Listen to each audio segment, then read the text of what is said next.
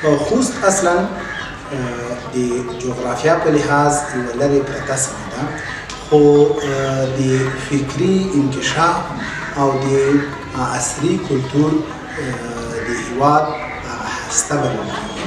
موږ او تاسو که وګورو په خوست کې دلته بې شمېره په د وروستیو کې پوهنتونونه او په پخوا وختونو کې لیسې او هغه مکاتب چې دلته ایجاد شوي دي، یا هغه کدرونه چې د خوست څخه کابل ته یا نورو د هېواد په نورو ګوشو کناره کې یا د هېواد د نړۍ په عصري او مهمو پوهنتونونو کې دوی استادۍ کړي دي یا یې ایوارډونه اخیستي دي، هغه په دې باندې دلالت کوي چې خوست د علم او د فرهنګ یوه هسته او یوه مجموعه ده.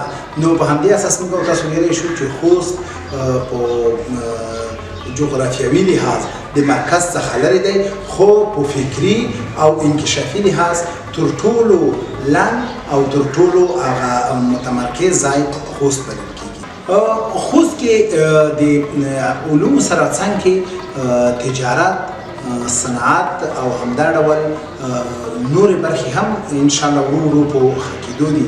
دلته تیر کال ما په ځینو سیمو کې اصلاح شوي غنم ولیدل چې دا هغه که چېرې دغه انکشاف پیدا کړي د زراعت برخه به یې ډېره ښه وګوري، او همدا ډول دلته اوس ډېرې شنې خونې جوړې شوي دي. ډېر خلک په بېلابېلو موسمونو کې د هغې نه استفاده کوي چې دا هم د خوستو زراعتي برخه باندې یو مثبت اغېز دی. له بلې خوا دلته په د مالدارۍ په برخه کې د چرګو د چرګوړو د تولید فابریکې جوړې شوي دي چې دا هم په دې باندې دلالت کوي چې خوست به په راتلونکو کې یو ښه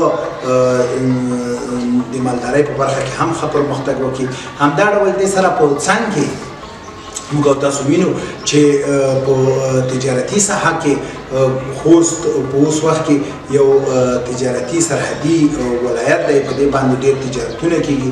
همدا ډول د خوست ډېر خلک خپله په تجارت باندې اخته دي. دلته ډېر ټول کارونه په تیرو دولتونو کې هم دې خبرې ته اشاره شوې ده چې د خوست ټوله سرمایه د خوستوالو ده، نه د دولت او د نورو پانګوالو. دلته هر څه په شخصي سرمایه شوي دي. په د تیر کوم تحول چې رامنځته شو د هغه کې هم خوست الحمدلله هغه خپل موقف وساتلو. دلته ډېر مشکلات رامنځته نه شول ځکه دلته اکثره سرمایې شخصي وي، هغه شخصي کاروبارونه په خپل ځای پاتې شول، حتی چې ثبات یې پیدا کړلو. نو دا په دې باندې دلالت کوي چې د خوست راتلونکی روښانه دی. دې سره په څنګ کې موږ او تاسو که انکشاف ووینو په خوست کې، انکشاف هم الحمدلله ډېر په ښکلي انداز سره روان دی. شخصي تعمیرونه او رهایشي ځایونه دا په ډېر احسن ډول سره توزیع شوي دي یا توزیع کېږي او خلک ډېر بهترین معمارۍ پکې تطبیقوي چې دا هم په خوست کې د پرمختګ نښې نښانې دي. یعنې هغه درې فکټورونه چې د انکشاف لپاره ډېر مهم دي هغه په خوست کې په نظر کې نیول شوي دي.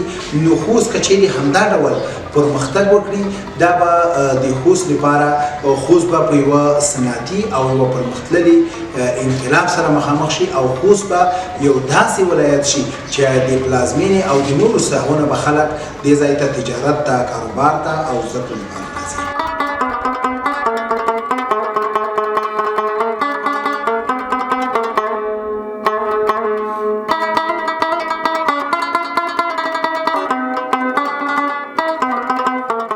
د شرق ګلوبل ایچ ډي نړیوال تلویزیون درانه لیدونکو، دا وه د دې اونۍ افغانستان پیژندنه خپرونه چې ما ثقیب الله ریحان درته وړاندې کړه.